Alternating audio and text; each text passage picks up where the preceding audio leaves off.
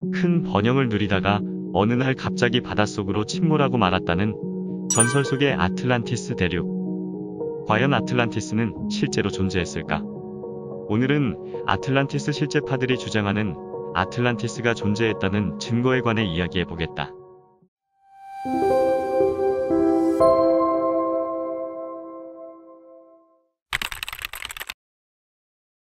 아틀란티스에 대해 최초로 기록한 고대 그리스의 철학자 플라톤이 했던 말이다. 플라톤은 아틀란티스에 관한 책 저술 당시로부터 약 9,000년 전에 아틀란티스가 사라졌다는 말을 들었다고 했다.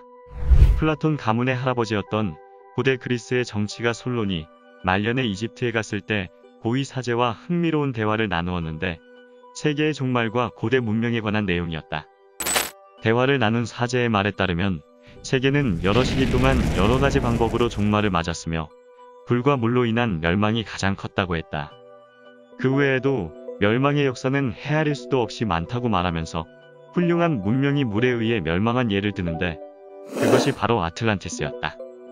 솔론이 그 내용을 저술하려 했으나 이루지 못하고 150년쯤 뒤에 태어난 플라톤이 가문대대로 전해지는 아틀란티스에 관한 이야기를 기록한 것이다. 솔론의 이집트 방문 시점이 기원전 600년이므로 대략 기원전 9600년에 아틀란티스가 침몰했다는 것이다. 아틀란티스는 침몰 전까지 약 13,900년간 번성했다고 말한다.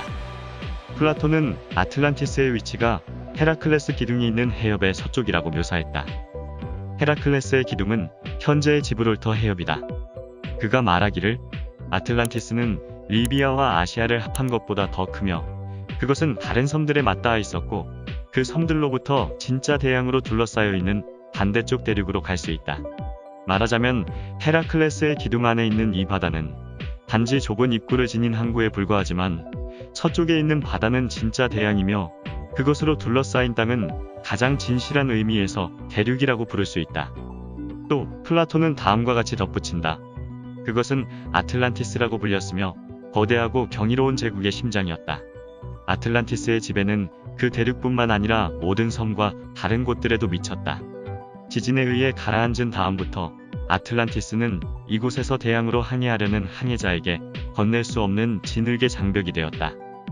역사가들은 고대인들이 수천 년 동안 대서양이 얕고 진흙투성이며 어두운 바다로 알고 있었다고 기록한다. 한편 미국의 유명한 예언가인 에드가 케이시도 아틀란티스에 대해 언급을 했는데 그는 어렸을 때부터 초감각적 지각을 보였다고 하며 돌아가신 할아버지의 영혼과 놀았다고 주장하기도 했다. 또한 영능력과 투시 능력을 통해 질병을 앓고 있는 사람을 만나면 그 사람의 몸속 병든 부분이 투시되어 저절로 볼 수 있었다고 하며 치유 능력으로 질병을 고쳐주거나 처방전까지 제시해서 아무런 대가 없이 병을 고치는 의사로 엄청난 명성을 얻었다. 독실한 크리스찬이면서도 윤회를 믿었던 그는 자신의 전생이 아틀란티스인이었다고 주장했다. 그는 플라톤의 대화편을 읽어보지 못한 상황이었지만 최면 상태에서 묘사한 아틀란티스의 모습은 플라톤의 설명과 매우 흡사했다. 그가 묘사한 아틀란티스인들은 고도의 기술을 발전시켰는데 크리스탈 에너지와 원자력 에너지를 이용할 줄 알았으며 또한 비행의 원리도 터득하고 있었다. 그는 아틀란티스가 3번의 광범위한 대이변에 의해 부분적으로 무너지다가 결국은 바닷속으로 사라지게 되었다고 말했다. 마지막 이변은 대략 기원전 1만 년에 발생했다고 했는데 이 시기는 플라톤이 마지막 파괴의 시기로 분명히 언급했던 때와 거의 일치하고 있었다. 이들의 주장이 사실이라면 이렇게 거대한 대륙이 바다 아래로 사라져서 12,000년 동안이나 완전히 잊힌다는 것이 너무 비현실적이다.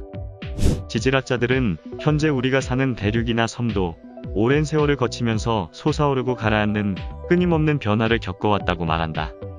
노르웨이, 스웨덴, 덴마크의 해안들은 최근 몇천 년 사이에 수백 피트나 솟아올랐다. 시칠리아가 지금은 해발 고도 3,000피트에 자리 잡고 있지만 한때는 대양의 바닥이었다. 펜실베이니아의 석탄 퇴적물은 그 지역이 적어도 23번 수면 아래 위로 융기와 침몰을 반복했음을 시사해준다. 현대에 들어와 가장 심각한 피해를 주었던 지진은 1755년 포르투갈의 리스본에서 발생했다. 그 지진으로 6분 이내에 5만 명의 사람이 죽었다. 많은 사람이 안전을 위해 대리석으로 된 선창으로 모여들었는데 그 선창이 갑자기 해수면 아래 600피트 지점으로 가라앉아 버렸다. 사람들과 함께 부근에 정박 중이던 많은 배들도 가라앉았는데 단 하나의 파편도 떠오르지 않았다. 동시에 모로코 마을의 땅이 갈라져 무려 그곳 주민 10,000명을 삼켜버렸다. 1902년 20세기 최악의 화산 피해로 기록되고 있는 마르티니크 화산 폭발은 반경 13km를 완전히 파괴했고 그 화산 폭발로 인해 수도에 살던 약 3만 명이 몰살했으며 생존자는 단 3명에 불과했다. 주민들이 몰살하기까지 걸린 시간은 불과 1분이었다. 지난 수년 동안 탐험가와 지질학자들이 그 해역바다 밑에서 벽이나 건물처럼 보이는 구조물을 발견했다. 1998년 아조레스 제도의 북쪽 해저 약 3,000m 깊이에서 유리질의 화산암 조각이 발견되었다. 화산암은 오직 대기 중에서만 형성될 수 있는 것인데 용암이 물속에서 굳게 되면 수정 구조를 갖게 된다. 그 화산암 조각을 조사한 과학자들은 화산암이 분해되는데 15,000년이 걸리므로 그 지역이 15,000년 이전의 시기에 해면 위에 있었음이 틀림없다고 결론지었다. 대서양에 존재했던 사라진 대륙에 대한 더 많은 증거가 콜롬비아 대학의 모리스 어윈 교수가 1949년에 발간한 보고서에 들어있다. 어윈 교수는 탁월한 지질학자로서 대서양 탐사, 특히 대서양 한가운데에 있는 해저 산등성이 일대를 탐사했다. 그가 한 많은 발견 중에 하나는 5,600m 깊이의 해저에서 끌어올린 선사시대 해변의 모래였다. 그리고 그 지역은 육지로부터 거의 2,000km 떨어진 곳이었다.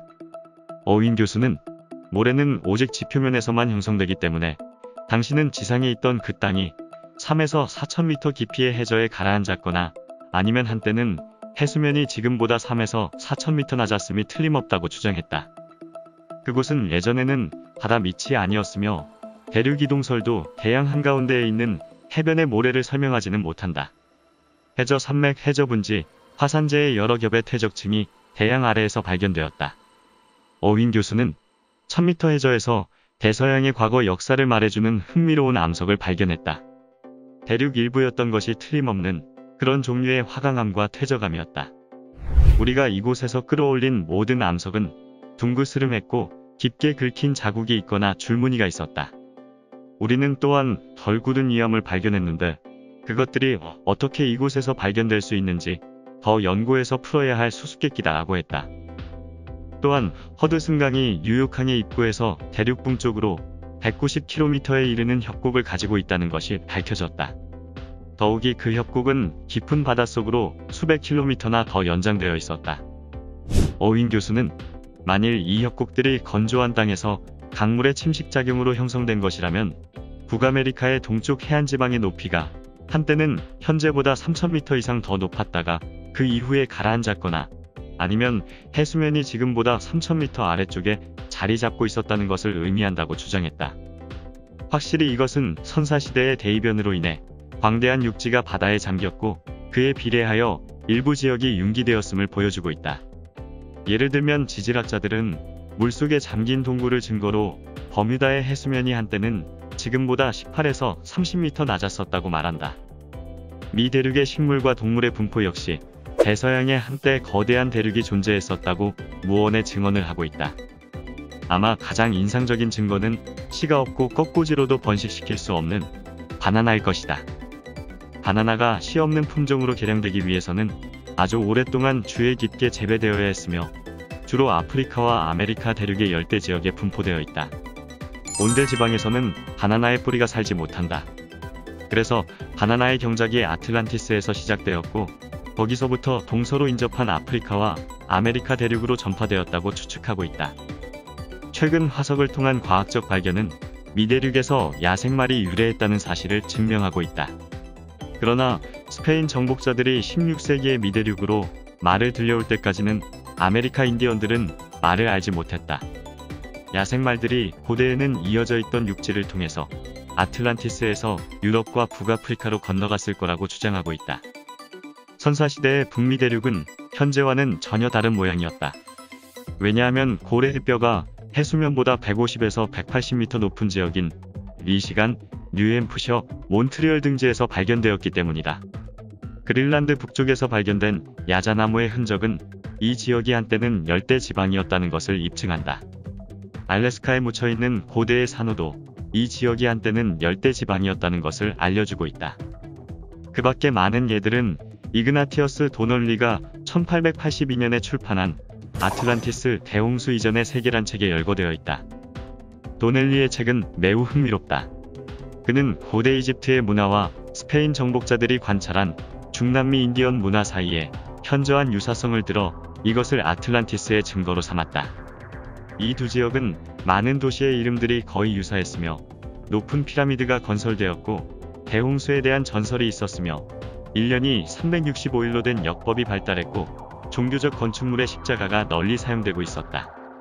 이것들은 모두 아틀란티스의 기원을 두고 있는 것들로서 아틀란티스로부터 동서로 퍼져나갔다고 한다.